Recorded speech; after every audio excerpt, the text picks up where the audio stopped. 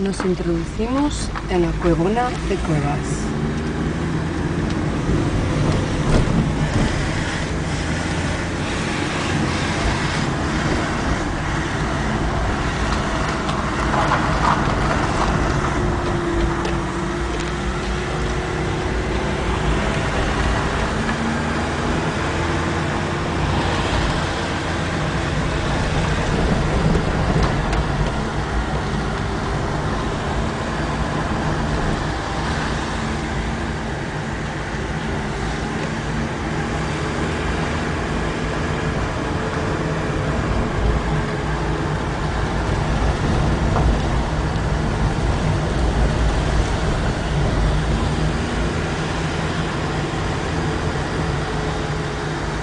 Para atrás un poco más.